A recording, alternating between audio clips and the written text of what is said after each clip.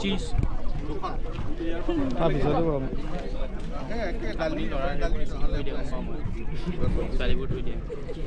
বাকীখিনি স্কিপ কৰি দিওঁ ন ৰাতিপুৱা কিন্তু মই এটা বস্তু খাওঁ আমাক উঠাক আকৌ উঠাইছোঁ মনোজ দা ক'ত ওলাই ন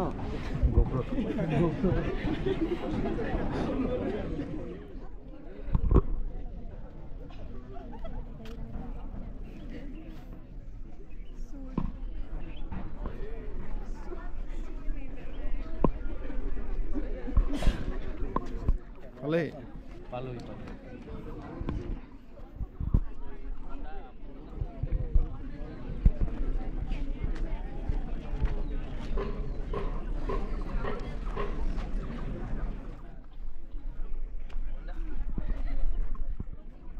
আহি আছো ন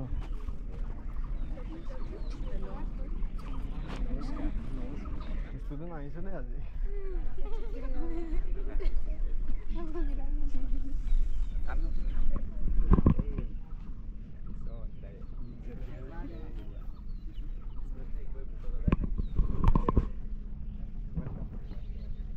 ওচৰৰ পৰা দি দিছোঁ চবকে বোলে ভালকৈ উলিয়াব লাগে হয় নাই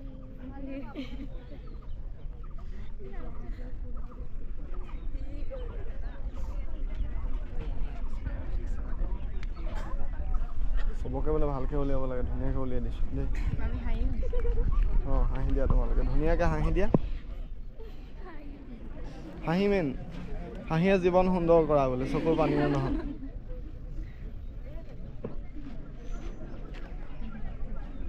হাঁহি দিয়া হাঁহি মেইন হয় না হাঁহিৰে জীৱন সুন্দৰ কৰা চকুৰ পানীৰে নহয় বোলে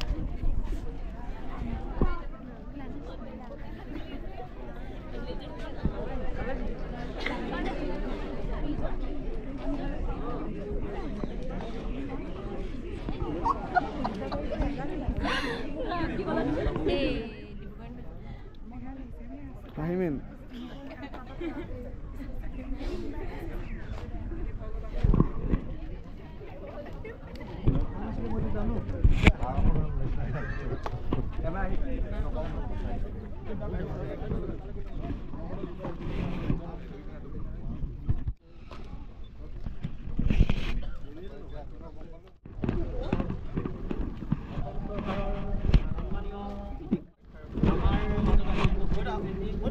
আমাৰ মহাবিদ্যালয়ৰ সমূহ ছাত্ৰ ছাত্ৰী শিক্ষক কৰ্মচাৰী আৰু বৃহত্তৰ কাজিৰঙাবাসী ৰাইজৰ প্ৰতিনিধিসকলক তেখেতক আদৰণি জনাবলৈ অনুৰোধ জনাইছোঁ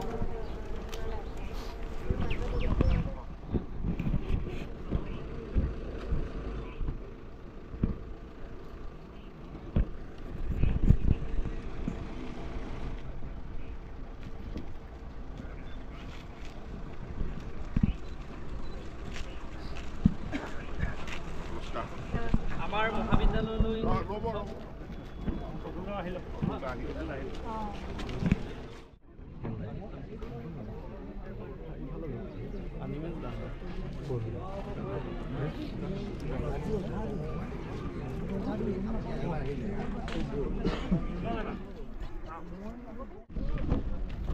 আৰু আমি ইয়াৰ লগে লগে আমাৰ স্থলীলৈ আগবাঢ়িছোঁ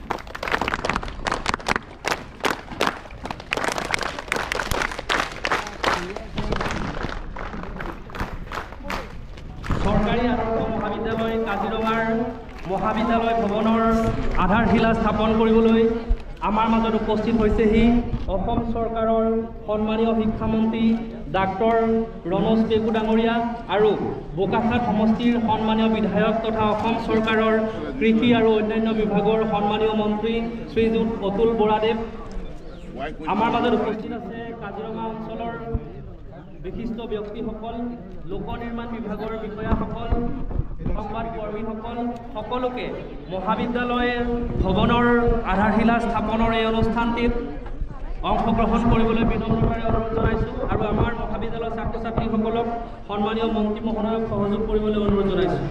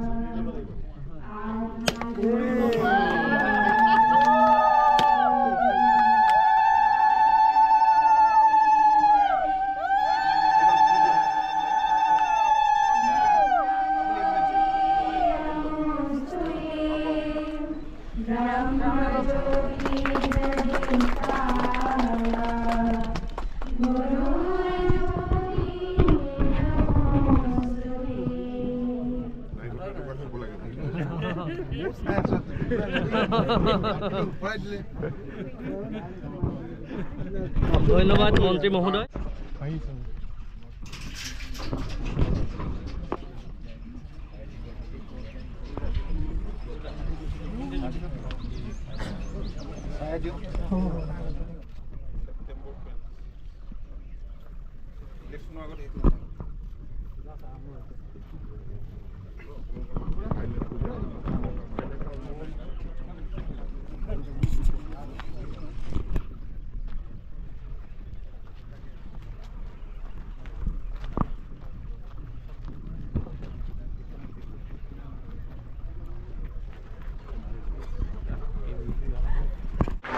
আৰু মহাবিদ্যালয় কৰ্মচাৰীসকলৰ মূল চুৰোৱাল আৰু নিৰ্মাণ ৰাজপথক আমি আদৰণি জনাবলৈ অনুৰোধ জনাইছো।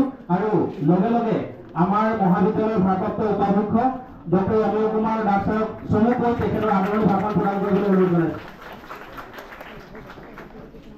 সকলোকে সুপ্ৰভাত জনাইছো। আমাৰ মাজত উপস্থিত আজি আধাৰশিলা অনুষ্ঠানত অংশগ্ৰহণ কৰিবলৈ অহা মাননীয় শিক্ষামন্ত্ৰী ডাঙৰীয়া আৰু শ্ৰীযুত অতুল বৰাদে কৃষিমন্ত্ৰী অসম চৰকাৰ আৰু ইয়াত উপস্থিত সাংবাদিক বন্ধুসকল, কাজিৰঙা আদৰ্শ মহাবিদ্যালয়ৰ শুভাকাংক্ষীসকল, মোৰ সহকৰ্মী বন্ধুসকল আৰু জিলা প্ৰশাসনৰ পৰা ইয়াত আহি উপস্থিত হোৱা সমূহ বিষয়ববীয়া, PWD ডিপাৰ্টমেণ্টৰ সমূহ বিষয়ববীয়া সকলোকে মই মহাবিদ্যালয়ৰ পৰিয়ালবৰ্গ হৈ সকলোকে স্বাগতম জনাইছোঁ। আজি এটা আমাৰ কাৰণে ঐতিহাসিক দিন। আমি এই ক্ষণটোৰ সাক্ষী হ'লোঁ। মই শিক্ষামন্ত্ৰী ডাঙৰীয়া আৰু শ্ৰদ্ধাৰ অতুল বৰা ডাঙৰীয়া দুইজনকে আমি প্ৰায় আহ্লাদিত হৈছোঁ। আমাৰ এই উচ্চ শিক্ষা অনুষ্ঠানটোৱে অধিক প্ৰাণপাই উঠিব আৰু কাজিৰঙা বৃহত্তৰ অঞ্চলত তেখেতলোকে সেৱা কৰিব। এইখিনি কৈ মই সকলোকে পুনৰবাৰ স্বাগতম আৰু আদৰণি জনাই মোৰ চমু বক্তব্য সামৰি লৈছোঁ। ধন্যবাদ। মাননীয় মন্ত্ৰী অতুল বৰাদেৱক অনুৰোধ জনাইছো।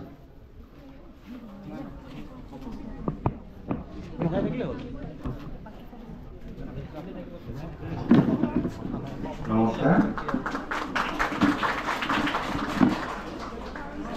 মাননীয় শিক্ষামন্ত্ৰী ডক্টৰ অনুজ পেগু ডাঙৰীয়া, এই মহাবিদ্যালয়ৰ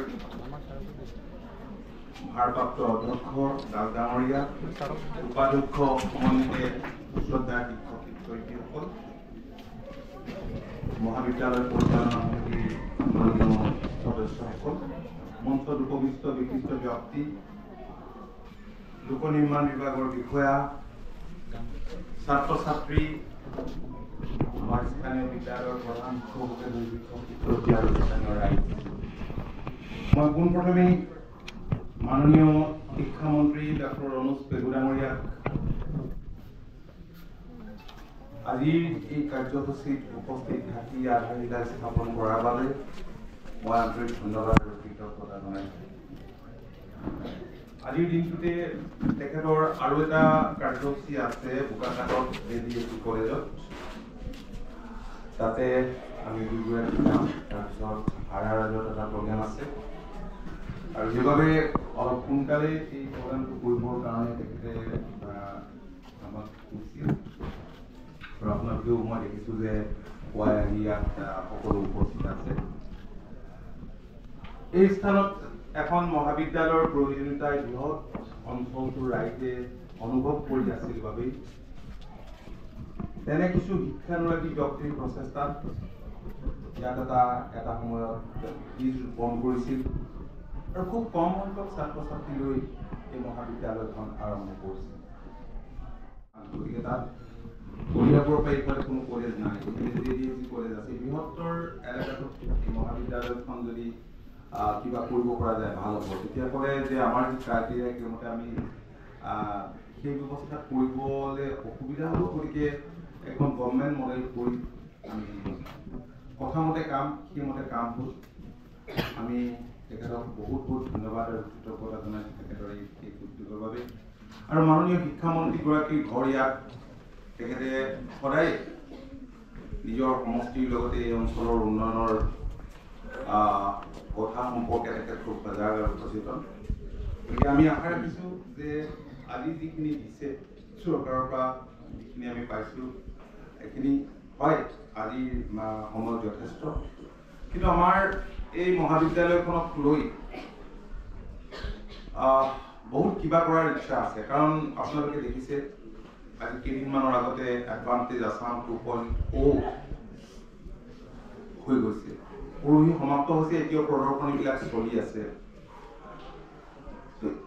এইটোৱে আমাৰ মনত বহুখিনি বেছিকৈ আশাৰ সঞ্চাৰ কৰিছে।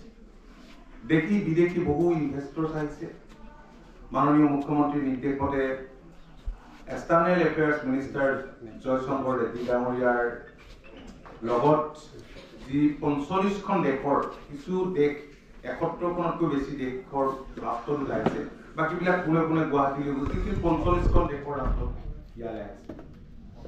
তেখেতসকলে ৰাতিটো ইয়াত থাকি ইমান আনন্দিত হৈছিল। কাজিৰঙাৰ নাম শুনিছে, কিন্তু এনেকুৱা অভয়াৰণ্য বা এনেকুৱা ঠাই তেখেতসকলে পূৰ্বতে কেতিয়াও দেখা নাই। কথা খুব মুকলিমূৰীয়াকৈ কৈছে আৰু খুব আনন্দিত হৈ গৈছে। আপোনালোকে জানে যে এইবাৰ এডভান্টেজ আছামত টাটা, আম্বানী, আদানী আৰু ডাঙৰ ডাঙৰ গ্ৰুপৰ উপৰিও আমাৰ ৰাজ্যখনৰে বহু নতুন প্ৰজন্মৰ যুৱক যুৱতীয়ে ইনভেষ্ট কৰিবলৈ আগবাঢ়ি আহিছে। মই ভাবোঁ যে বাকীসকল অহাটো আমাৰ কাৰণেতো এটা ডাঙৰ ডাঙৰ গ্ৰুপবিলাক ইণ্ডাষ্ট্ৰিয়েল যিবিলাক গ্ৰুপ আছে এইটোতো ভাল কথাই। আটাইতকৈ ডাঙৰ কথা যে আমাৰ ৰাজ্যখনৰ বহু সম্ভাৱনাপূৰ্ণ ব্যক্তি ওলাইছে যিসকলে বহু কোটি টকা ইনভেষ্ট কৰিবলৈ আগবাঢ়ি আহিছে।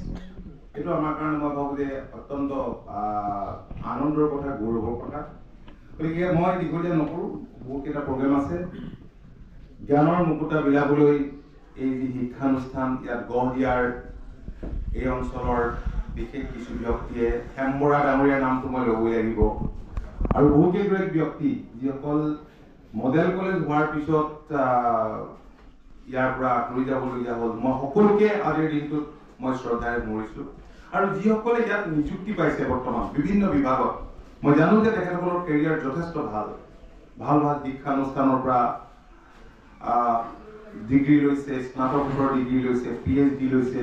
মই ভাবোঁ যে খুব নিষ্ঠাৰে তেওঁলোকে ইয়াত সেৱা আগবঢ়াব, মানুহ গঢ়ি তুলিবৰ কাৰণে আমাৰ এই অঞ্চলৰ তেখেতলোকে অপুৰকাৰ্য চেষ্টা কৰিব। মই ডাক্তৰ পেগু ডাঙৰীয়াক আকৌ এবাৰ ধন্যবাদ জনাইছোঁ। আৰু ইয়াত আমাৰ পাৰ্মানেণ্ট প্ৰিন্সিপাল এগৰাকীটো খুব সোনকালে লাগিব। আগৰ বৰুৱা ডাঙৰীয়া তেখেত খুব গতিশীলে আছিল, এগৰাকী চাইণ্টিষ্টে আছিল, তেখেতৰ কথাও সদায় আমাৰ মনত পৰে। গতিকে এগৰাকী ভাল মানে দক্ষ এগৰাকী, মানে যিহেতু দাস মই অদক্ষ বুলি কোৱা নাই, তেখেত এখন কলেজৰ দায়িত্বত আছে, বেলেগ এখন মহাবিদ্যালয়। গতিকে এজন পাৰ্মানেণ্ট প্ৰিন্সিপাল অতিকে প্ৰয়োজন। এই দিশটো নিশ্চয় তেখেতে বিবেচনা কৰিছে, খুব সোনকালে এইখিনি কৰিব। এইখিনিয়ে কথা। মই সকলোকে মহাবিদ্যালয়ৰ পৰিয়ালৰ আটাইকে মই শুভেচ্ছা জনাইছোঁ আৰু এই কামখিনি যাতে ভালমতে হয় আমাৰ বিষয়াসকল আছে লোক নিৰ্মাণ বিভাগ আপোনালোকে টাইমলি যাতে হয় টাইমৰ আগত যাতে হয় টাইমৰ আগত হোৱাকৈ আপোনালোকে অলপ মনিটৰিং কৰি থাকিব আৰু ইয়াৰ শিক্ষক শিক্ষয়িত্ৰী ছাত্ৰ ছাত্ৰী সকলো চাব কাৰণ এইখন আপোনাৰ নিজৰ ঘৰ ঘৰখন যিমান ভালকৈ বনাব পাৰে সেইটো আপোনালোকৰ আমাৰ সকলোৰে কাৰণে ভাল ধন্যবাদ নমস্কাৰ সন্মানীয় মন্ত্ৰী মহোদয়ক অশেষ ধন্যবাদ জ্ঞাপন কৰিছোঁ আৰু সন্মানীয় শিক্ষামন্ত্ৰী ডাক্তৰ ৰমেশ পেগুদেৱক তেখেতৰ বক্তব্য প্ৰদান কৰিবলৈ অনুৰোধ জনাইছোঁ।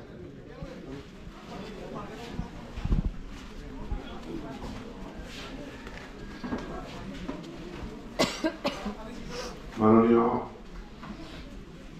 মন্ত্ৰী তথা বোকাখাট সমষ্টিৰ বিধায়ক শ্ৰী ৰতুল বৰা ডাঙৰীয়া, ইয়াত উপস্থিত থকা মাননীয় দেৱপ্ৰতীক বৰা ডাঙৰীয়া, অনিমেষ শইকীয়া ডাঙৰীয়া, প্ৰমুখ বিশিষ্ট নাগৰিকসকল, এই মহাবিদ্যালয়ৰ ভাৰপ্ৰাপ্ত অধ্যক্ষ ডাঙৰীয়া, শিক্ষক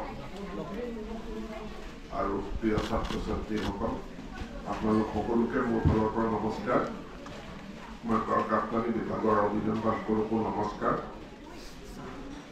গোটেই ভাৰতবৰ্ষ জুৰি এই মুহূৰ্তত এটা কথাই চৰ্চা হৈছে যে এডভান্টেজ আছামত অসমে 2.5 লাখ কোটিৰ প্ৰস্তাৱ বিনিয়োগৰ প্ৰস্তাৱ কেনেকৈ আৰু আমিও আশা কৰা নাছিলোঁ। আমি আশা কৰিছিলোঁ যে 1 লাখ কোটি টকাৰ ইনভেষ্টমেণ্ট আহিব, কিন্তু আমাৰ তাত প্ৰস্তাৱে আহিল 6 লাখ কোটি টকা। চালি জাৰি চাই 2.5 লাখ কোটি টকা গ্ৰহণ কৰিলে। এইখিনিত যদি আপুনি চাই যে কিয় অসমলৈ মানুহ আকৰ্ষিত হৈছে, তাৰ বিভিন্ন কাৰণৰ ভিতৰত এটা কাৰণ সকলোৱে স্বীকাৰ কৰিছে যে যোৱা 10টা বছৰত অসমত অভাৱনীয় উন্নয়ন হৈছে আৰু ইণ্ডাষ্ট্ৰী যেতিয়ালৈকে আন্তঃগাঁথনি ঠিক নহয় কোনো ইণ্ডাষ্ট্ৰী নাই। আন্তঃগাঁথনি মানে ৰাস্তা, দলং আৰু লগতে সেই ইণ্ডাষ্ট্ৰীত কাম কৰিব পৰা মেন পাৱাৰ সৃষ্টি কৰা কোৱালিটি এডুকেশ্যনেল। যোৱা সময়খিনিত আমি মেডিকেল কলেজৰ সংখ্যা আমি এতিয়া 15খনলৈ আমি বৃদ্ধি কৰিবলৈ সক্ষম হ'লো, ফাংচনেল মেডিকেল কলেজ, আৰু 9খন ডিজিটেল ৰিভলিউশ্যন, তাক আমি কওঁ third revolution, third industrial revolution. Third industrial ৰিভলিউশ্যনৰ পাছত আমি এটা নতুন যুগত মাত্ৰ কেইটামান দশকৰ ভিতৰতে এটা নতুন যুগত প্ৰৱেশ কৰিলোঁ। সেইটোৱে হ'ল আৰ্টিফিচিয়েল ইণ্টেলিজেন্সৰ যুগ, অট'মেশ্যনৰ। অট'মেশ্যন মানে আগতে যি চিৰিয়েল প্ৰডাকশ্যন হৈছিল, মানুহ শাৰী পাতি থিয় হৈ প্ৰডাকশ্যনত জড়িত হৈছিল, এতিয়া সেইবিলাক কাম মেচিনে কৰে। অট'মেশ্যন যেতিয়া আহিল ফ'ৰ্থ ইণ্ডাষ্ট্ৰিয়েল ৰিভলিউশ্যন, আৰু আমি সেইমতে আমি এতিয়া ব্যৱস্থা গ্ৰহণ কৰিছোঁ যে আমাৰ শিক্ষা ব্যৱস্থা, আমাৰ ইণ্ডাষ্ট্ৰী, কিন্তু আমি মডেল ডিগ্ৰী কলেজত শ্ৰেণী কোঠাখিনিতো বনাইছোঁ, প্ৰিন্সিপালৰ কোৱাৰ্টাৰ বনাই নাই। গ্ৰেড 4 ষ্টাফ থাকিব লাগে, ষ্টাফ কোৱাৰ্টাৰ বনাই। ফেকাল্টিসকল দূৰ দূৰণিৰ পৰা আহে, তেওঁলোকৰ কাৰণে আমি কোৱাৰ্টাৰ বনোৱাৰ পৰিকল্পনা। Hostel, girls hostel, boys hostel আমি তাত নিৰ্মাণ কৰি আছোঁ। সেইকাৰণে এই শব্দটো ব্যৱহাৰ কৰিছোঁ মডেল, যে ইয়াত অকল শ্ৰেণী কোঠাকেইটাই আমি নবনাওঁ, তাৰ লগতে আমি প্ৰিন্সিপালৰ কোৱাৰ্টাৰ, মানে আৱাসিক অন্যান্য যিবিলাক ষ্টাফৰ কোৱাৰ্টাৰ, সেইখিনিও ইয়াতে আমি নিৰ্মাণ কৰিম। পলিটেকনিকৰ সংখ্যা 34লৈকে গৈছোঁ, আৰু এইটো আমি খুব সোনকালে 60ৰ ওচৰলৈ গৈছোঁ। এই যি আন্তঃগাঁথনি এটা চিষ্টেম এটা আমি গঢ়ি তুলিছোঁ পৰিকল্পিতভাৱে, যে আমি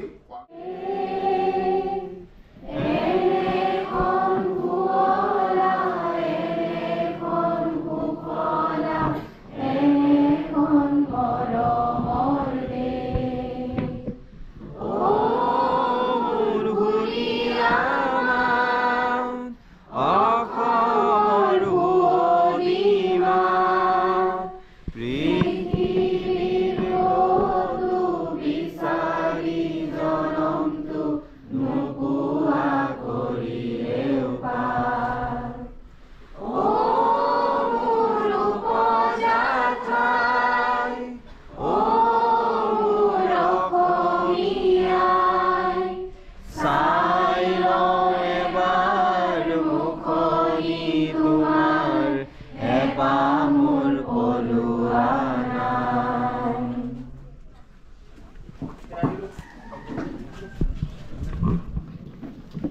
ইমানতে আজি অনুষ্ঠানটি সামৰণি পৰিছে আৰু